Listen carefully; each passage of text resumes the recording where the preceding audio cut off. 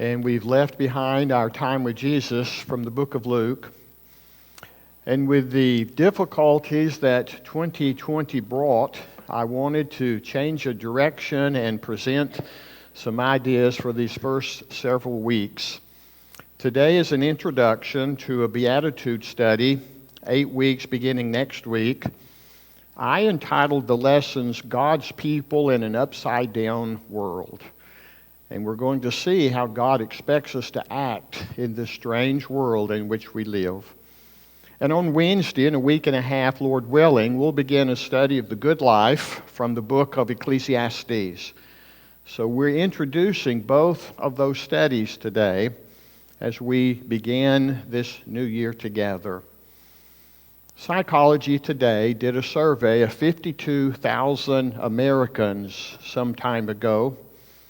They asked a simple question, received a fairly lengthy list. What would it take or what do you need in order to be happy?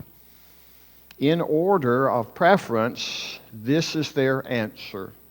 Friends, a good job, being in love, recognition or success, sex, personal growth, a good house or apartment, being attractive or beautiful, good health, the city that I live in, my religion, it finally made the list, recreation and exercise, being a parent, and sadly and ironically, the last thing on their list was my partner's happiness.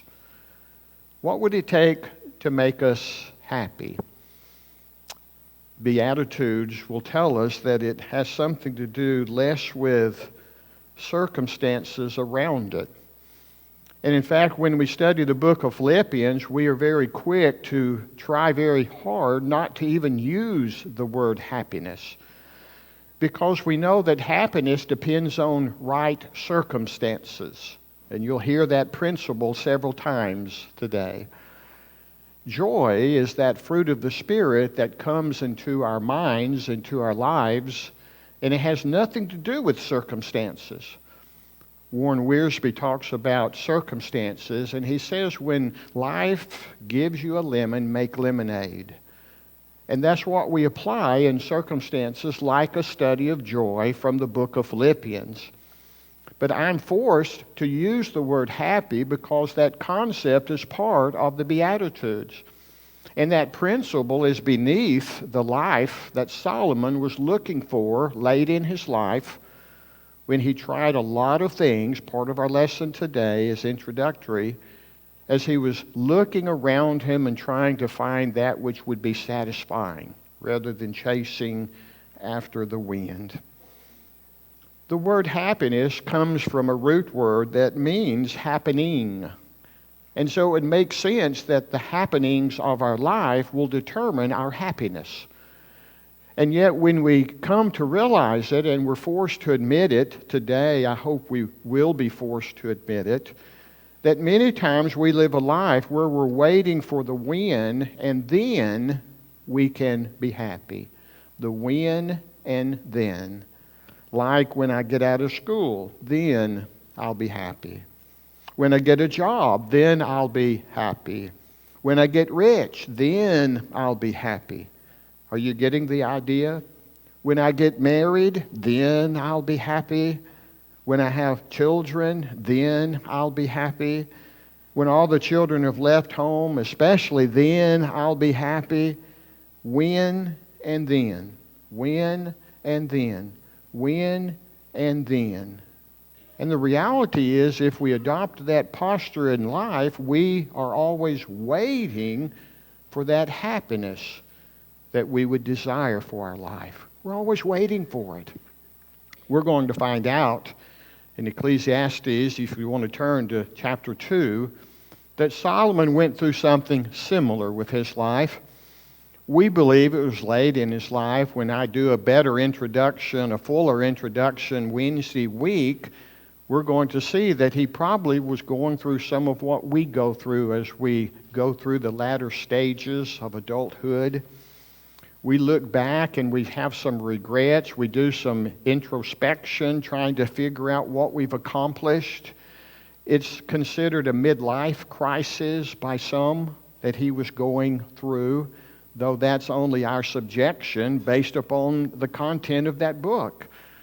But the reality is Solomon, in that book, looks around him and he determines what he needs to do in order to achieve happiness.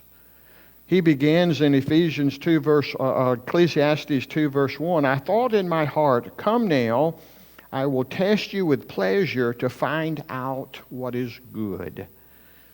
But that also proved to be meaningless.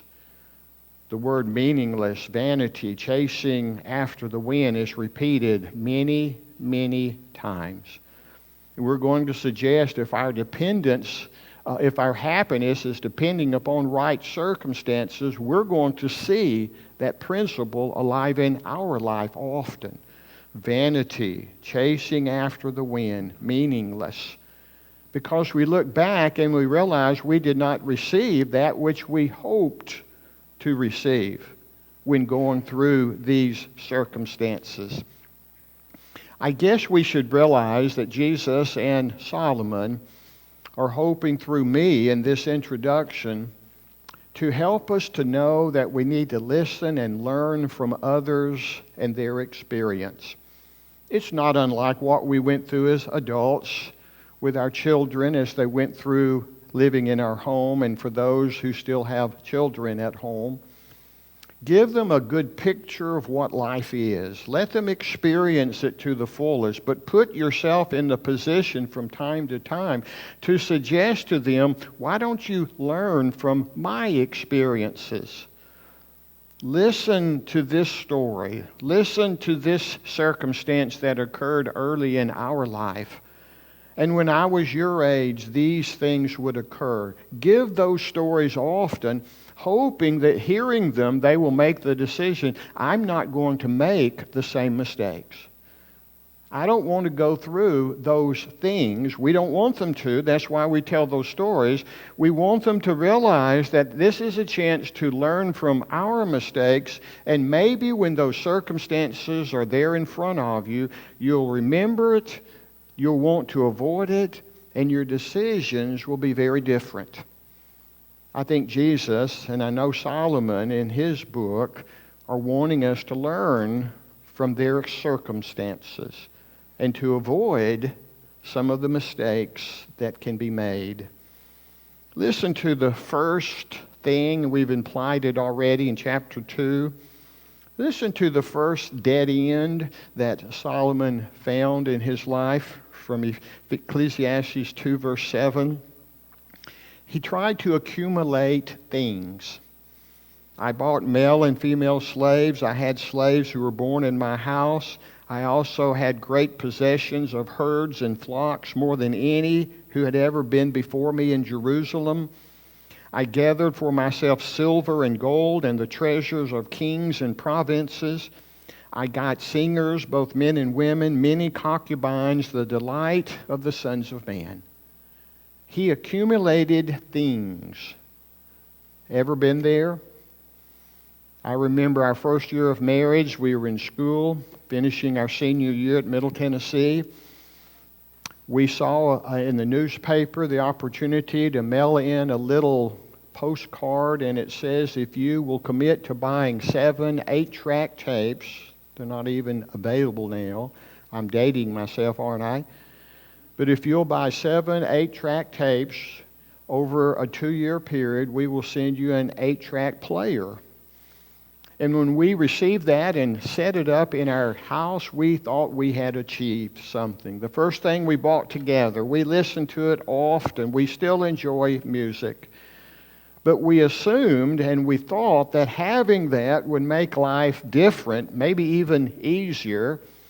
And we found out life pretty much went on as it probably was predestined to in many ways. But it brought enjoyment. It brought enjoyment.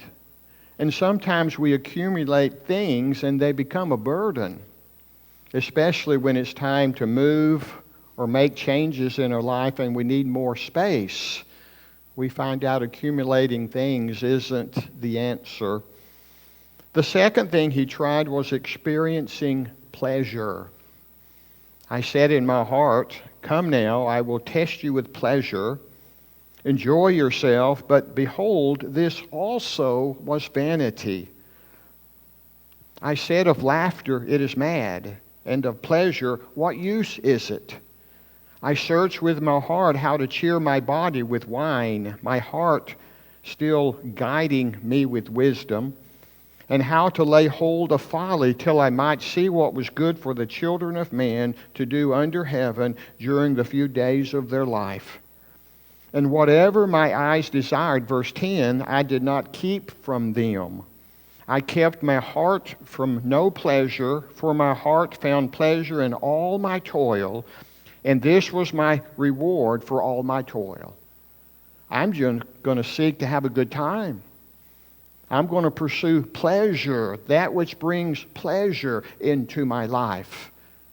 And he said after doing that, it didn't provide that which was needed. To what we would say in counseling circles, it did not fill the void that's in my life. Seeking things doesn't fill the void. Seeking a good time, pleasure, doesn't fill the void. And Solomon decided, I'm going to pursue success. I'll just be successful in whatever I want to achieve. Sometimes going back to school, sometimes changing jobs, sometimes just devoting yourself more wholeheartedly to it, spending more time in it, so as to receive the promotion, the raise, if you will. He says, I made great works. I built houses and planted vineyards for myself. I made myself gardens and parks and planted in them all kinds of fruit trees. I made myself pools from which to water the forest of growing trees.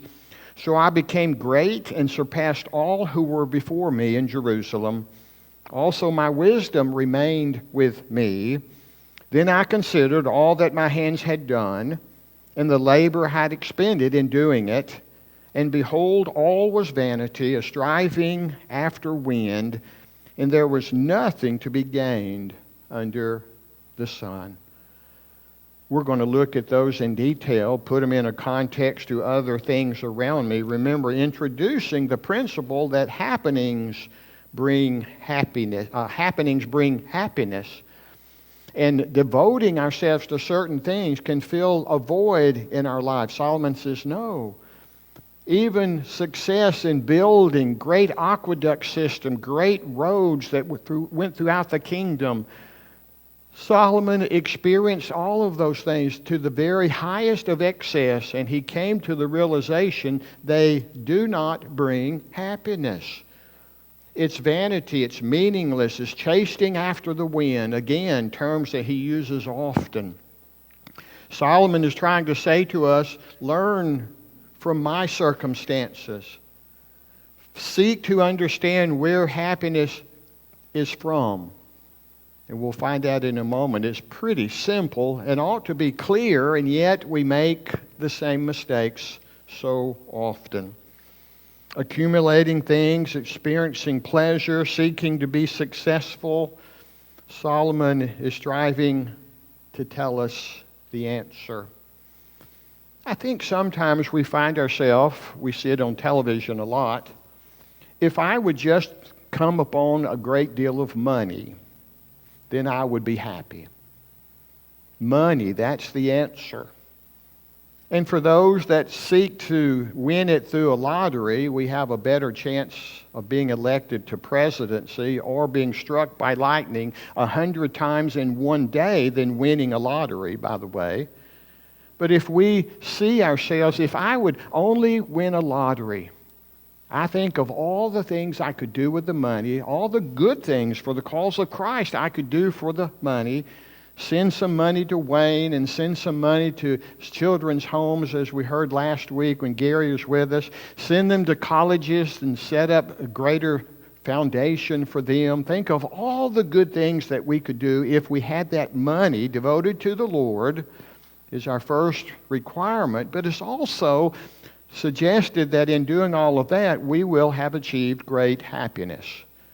we will have that void in our life filled once and for all.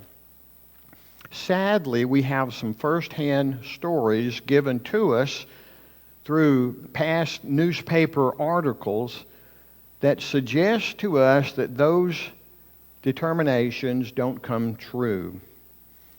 The newspaper article of Buddy Post, a former carnival worker and cook.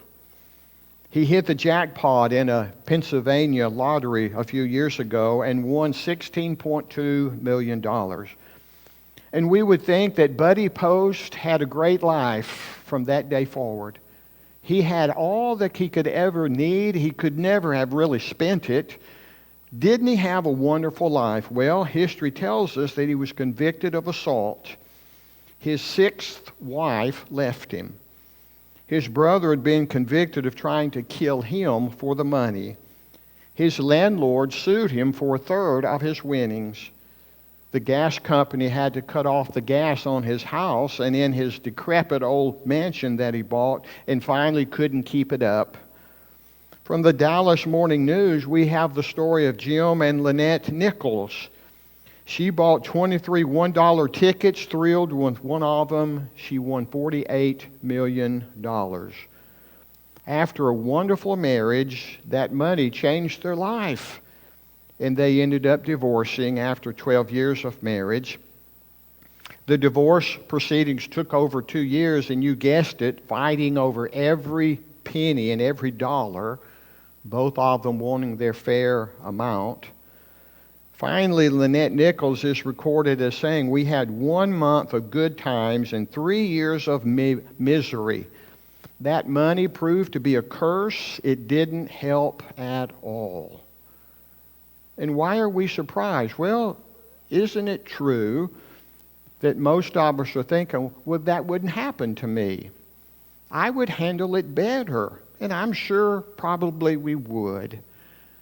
But what we're trying to understand is if we're always waiting for something to happen before we are happy, winning a lottery is not going to happen. And coming into millions of dollars is not likely. And so we're always waiting for something. The when and then is still in place for us.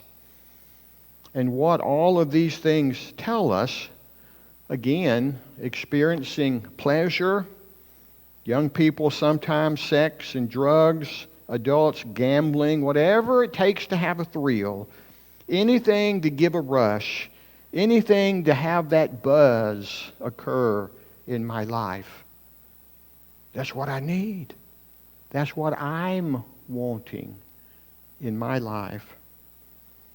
Ecclesiastes 2 verse 17, Solomon said early before going into details, "So I hated life, because what is done under the sun was grievous for me, for all is vanity and a striving after wind." When you study Ecclesiastes, you're going to see that under the sun often. And what he's telling us is there's a time when I'm speaking about life without God in the picture. It's just under the sun, the circumstances around me and what I strove to do and what I needed from those things around me. And then after going under the sun without God, he will go above the sun, if you will, and he will put God in the picture. And you can imagine how things drastically change. And he saw it, and he knew it, and he strove to teach us that. And he will as we study the book. Without God or with God, we have that opportunity. We have to make that choice. Let's turn to Matthew 5, and let's see a word that we'll only refer to briefly as we began each of the 8 Be-Attitudes. God's person in an upside-down world. He uses the concept of happiness, but it's really a different word. It's the word blessed or blessed. It's an old English word, used in the King James especially. The Greek word there is makario. And it depicts a happiness that is just unsurpassed. And again, those of us who've studied Philippians, those of us who understand that right circumstances aren't often occurring in our life, and if we're always waiting to get circumstances right, we won't achieve happiness. We tend to spend more and more time speaking of joy, which is an inner reality no matter what our circumstances. So it's difficult as we're trained that way, and as we know that's the higher word to use, and yet the word blessed or happy is implied here with the use of Makario. And to those in that time, they referred to a specific thing and a specific place in their circumstances. When the Greeks heard Makario, it made them think of the Happy Isle. It was in Cyprus. It was a place that was so lovely, so rich, so fertile. It was an island where a man could live and never leave, and he would have everything he would need. His every need would be fulfilled. It's the place that any Greek would want to go, Makario, Cyprus, the Happy Isle. And that's what they thought of when Jesus used that word, and it wasn't an accident. Where is it? What is it that we need? Where do we need to go in our mind to receive that Makaria, that happiness that the Beatitudes speak of? It had such a climate, flowers, fruits, trees, minerals, such natural resources. It contained anything and everything to provide for that perfect happiness. That's where their mind went, physically speaking. And so when Jesus used the word, he knew what they would think. And he gives us that person of God living in an upside-down world, but desirous of that kind of circumstance in our life. And what the Beatitudes tells us, that this is not some pious hope that we're striving after. It's not some nebulous prophecy that fails to deliver on this bliss.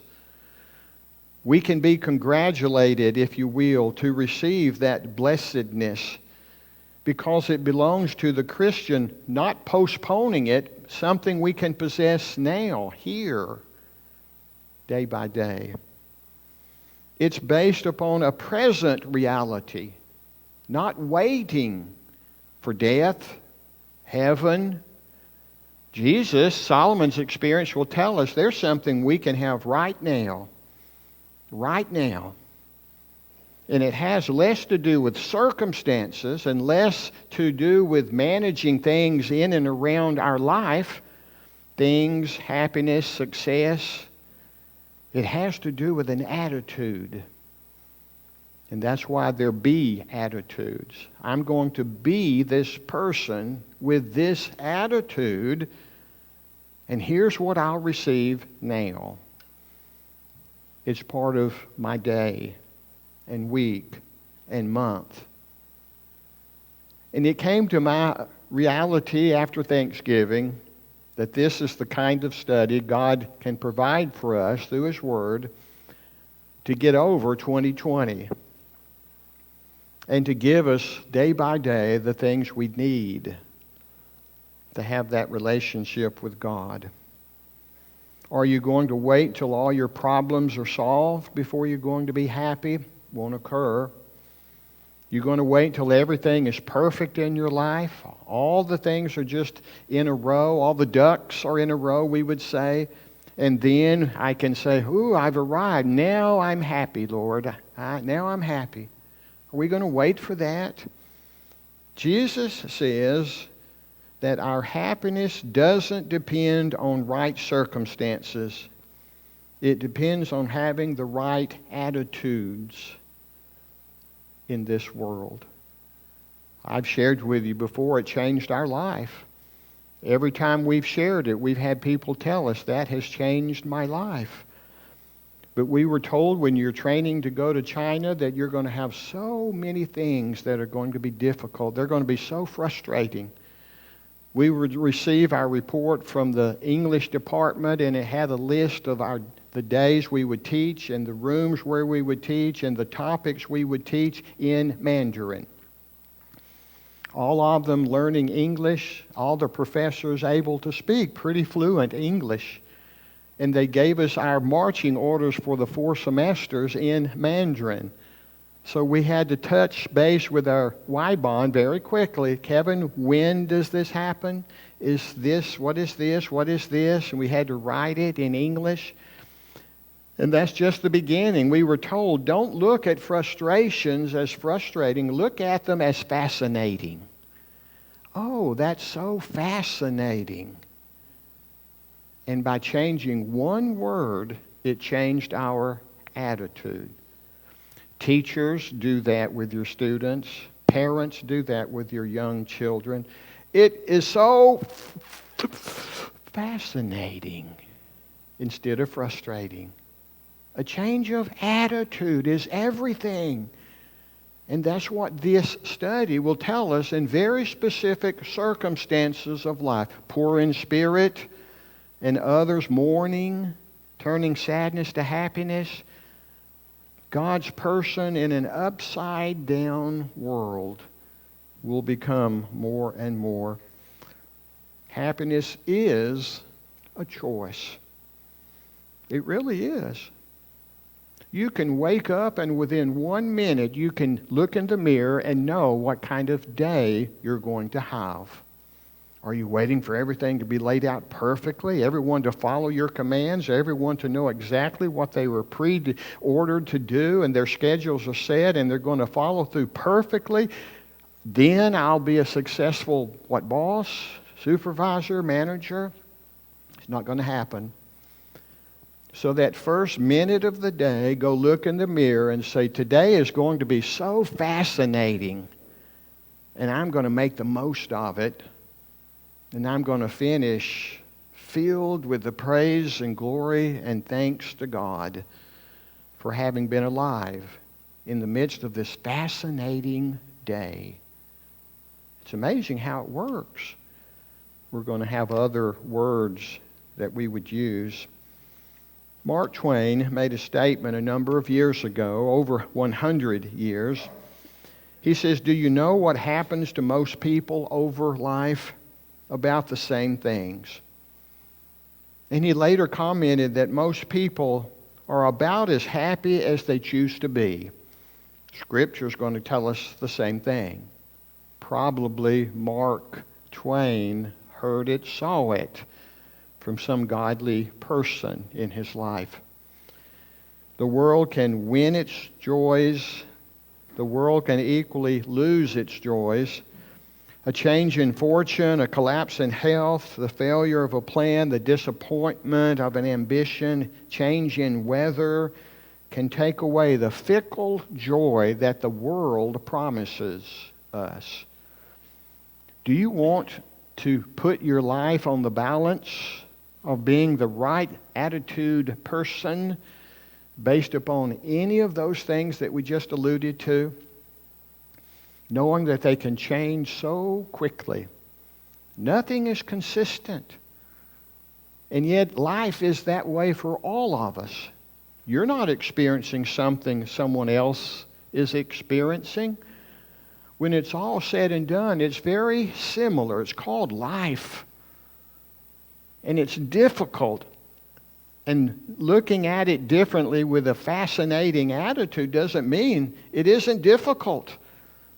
But you have the resource to approach it the right way. Your attitude, depending upon God, your attitude is, God, what do I need to learn today? I thought I was doing okay, so I need patience today. You're going to put me around people that force me to be patient. The fruit of the Spirit, you'll find out another study 2 or 3 years down the road perhaps. But you find out when you study the fruit of the Spirit, in order to have that Spirit grow within you, you're put in circumstances the exact opposite of it. So you're required to develop gentleness when you're around someone who's asking for anything but gentleness. Patience, love, whatever it is, it's the opposite in life that enables it to grow in our life. What kind of life do we want? We want the serene, untouchable joy that comes from walking forever in the company and the presence of Jesus Christ. And the teaching of Jesus can help us to wake up and be a different person. And our attitudes just summarily different than everyone around us, except hopefully those in our homes, because they're striving to grow in the same way, and they're following your example, and they're noticing how well you're doing, and they're wanting to improve as well. But it's part of taking life as it comes, day by day.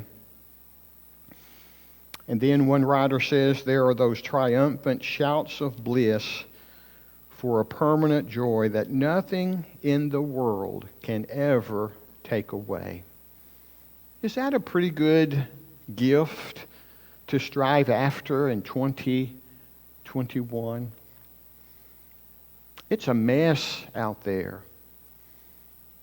We can't imagine some of the things that's happened in the voting process because we don't live in places that think the way half of our country thinks. Geographically, it's small little sections, but it's large population areas. If you look at the blue and the red, it's staggering and it's scary to think that all of this thinks similar to you, but here and here and here and here and here and here and here, very different. And yet it represents a lot of people. What do I want in 2021? It begins with understanding that if we're waiting for something to happen to be happy, using the terms of the Be-Attitudes, or if we're striving after doing a variety of things in our life, waiting to have that void filled, that empty spot filled in my life, the things out here don't have the power within them to achieve that for us. It has so much to do not with so much of what's around us, but what's in us. What kind of person are we internally? What are our thought processes internally in spite of what's around us? We control that. Self-control. Wait a minute. If it's true that I need better self-control, what's going to happen? God's going to put us in circumstances where we must develop being in self-control. So we're going to be in circumstances where we may feel as if we're out of control, but the fruit of the Spirit within us will help us in that area. And we'll be able to say, fascinating quicker than frustrating. And we'll have that change fairly quickly to see life differently that day. To see that person at work or those children at the workplace and to be summarily changed because we're wanting to see life differently. We're wanting our attitudes to reign. That's where we're headed for the next few weeks, Lord willing. I think it's an ambitious goal, but it's an attainable goal. Jesus makes that absolutely clear. If we can help you in any way as we stand to sing, we want to, if you'll make it known in a public way. If we can help you to enter into the greatest relationship ever, that with Jesus Christ through baptism, raised as a child, growing in Christian graces, growing in the use of the Spirit in your life, looking to God's Word for every focus and direction, we want to take you there. And everything is ready for that. If we can help you with that, make it known as we stand and sing this song of encouragement.